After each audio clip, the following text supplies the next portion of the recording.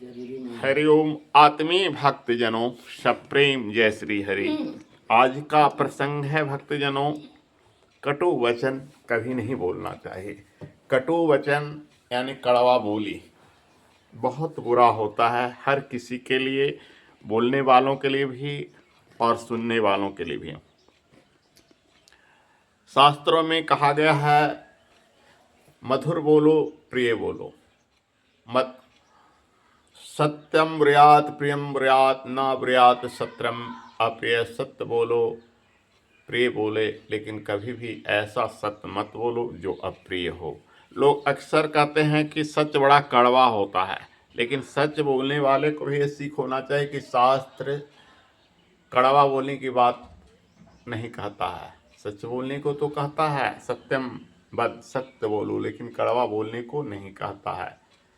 तो इसलिए सत्य बोलो किंतु कड़वा मत बोलो। मधुर वचन ते जात मिटे उत्तम जन अभिमान, रसरी आवत जात ते सिल पर परत निशान।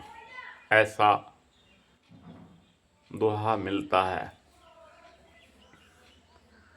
तो भक्तजनों, इन वाणी से क्या प्रभाव और दुष्प्रभाव पड़ता है अपने पर और दूसरों पर, इसका विस्तार से वर्णन करता हूँ। महाभारत युद्ध में वर्णन आता है कि कर्ण का सारथी शल्य था और शल्य अर्जुन का मामा था। भगवान श्री कृष्ण बोले थे कि हे शल्य, तुम कर्ण को बात बात पर दुत्कारते रहना, फटकारते रहना और कुछ नहीं।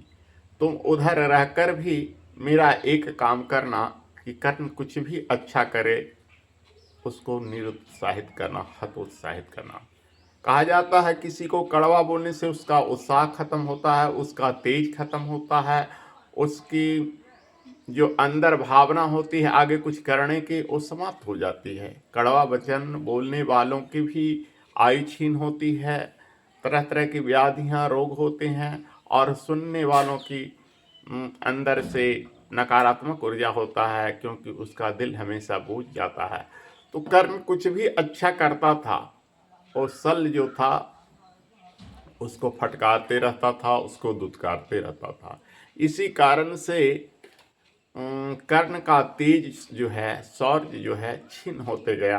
अंत में कर्ण युद्ध में मारा गया, जबकि कर्ण महावीर दानवीर कहा जाता था। तो ऐसा अनेकों उदाहरण हैं, लेकिन मैंने प्रस्तुत सिर्फ एक उदाहरण आपके लिए किया है। आपको इसका वैज्ञानिक कारण बताता हूँ। जब भी आप किसी से दुर्वचन सुनते होंगे, जब भी किसी से कड़वा वचन सुनते होंगे, तो आपके अंदर जो ज्योति खुशी की होती है वो तत्काल बुझ जाती है, जिस कारण से आपके अंदर नकारात्मक ऊर्जा पैदा होती है।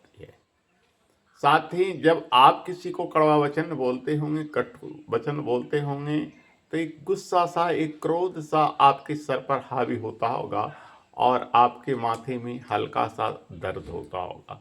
इस दर्द से आपको पता चलता है कि ब्लड प्रेशर यानी बीपी जो है, आप तुरंत जाकर चेक करवाएं तो आपका बीपी पहले से कुछ अधिक बढ़ा हुआ मिलेगा। क्योंकि क्रोध में, काम में रक्त का दौरान जो है सर्वाधिक बढ़ जाता है, जिस कारण से शरीर पर हानि ही हानि होती है। शरीर की जो सेल है बनना टूट जाता है और शरीर के हार्मोन्स में रोगाणु पैदा होते हैं। ऐसा क्रिया आप तत्काल सामने जो भी आज के युग में हर किसी के घर में बीपी मशीन तो होना जरूरी है, इसलिए पहले का बीपी चेक करें और बाद का बीपी चेक करें। जब क्रोध में, जब कटु वचन बोलने के बाद जब आपका बीपी है तो उसमें कई गुना अंतर आएगा। ऐसा होता है, ऐसा आप करके देखें तो इस कारण से आप समझ जाएंगे कि जीवन में हमें कभी भी कड़वा वचन, कटु वचन बोलना नहीं चाहिए।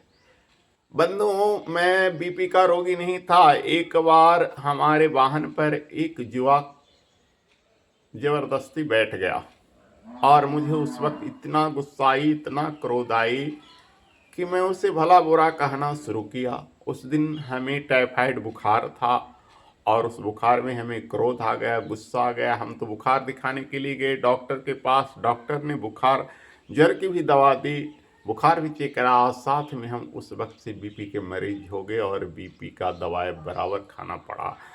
जबकि हम जीवन में इतना भजनानंदी हैं, भजन करते हैं, कभी क्रोध नहीं, कभी गुस्सा नहीं, मन शांत होता है। तो मैं कहता था कि मुझे बीपी नहीं आया, लेकिन एक दिन की क्रोध और उसे अंत में कहना पड़ा उस उदंड युवक को कि आप दिखते तो संत हो लेकिन संत जैसे स्वभाव के हो नहीं। लेकिन ऐसी बात नहीं कि संतों को गुस्सा नहीं आता है। तुलसीदास ने कहा थी, रगड़ करे जो कोई अनल प्रगट चंदन तो होई। विश्वामित्र को गुस्सा आया, दुर्वासा को गुस्सा आया। गुस्सा तो हर किसी को आता है, हर संत को भी आता है, हर मानव को भी आता है। क्रोध भी जरूरी है, परंतु उतना ही जरूरी है जितना हो सके। एक बार की एक और कहानी मैं आपको सुनाता हूँ। एक नाग को भगवान नारद जी ने भगवान का मंत्र दिया कि नारायण नारायण जपो और किसी का बुरा मत करो। नाग डसना छोड़ दिया, नारायण नारायण जपना शुरू कर दिया। अब उस गली से जो भी लड़का जाए नाग पर एक ढेला मारे। नाग किसी को कुछ नहीं करता था। नाग की ऐसी हालत हो गई कि उसके शरीर से खून लथ पथ बहने लगे। नारद जी कुछ दिन के बाद जब उधर से गुजरे तो बोले, प्रियसिस तुम्हारी यह हालत किसने की? तो बोला, आपने और कौन किया? नारद जी लगा हमने क्या किया? तो जब से आपने श्रीमन नारायण का मंत्र दिया, बोला किसी का बुरा मत करना, तब से ही मेरी हालत, जो भी लड़के इस गली से गुजरते हैं वो हमको मारते हैं। नारद जी ने कहा कि बेटा मैं तुमको बुरा करना यानी डसना मना किया था, ना कि फुफकारना मना किया।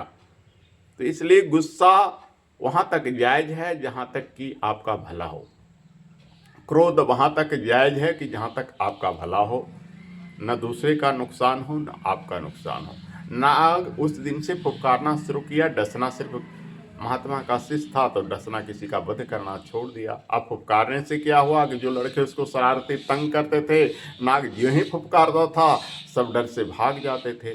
तो इसलिए कहने का आशय हुआ कि कटु वचन वहाँ तक सत्य है, क्रोध वहाँ तक सत्य है, जायज है जहाँ तक से न उसका बुरा हो न आपका बुरा हो।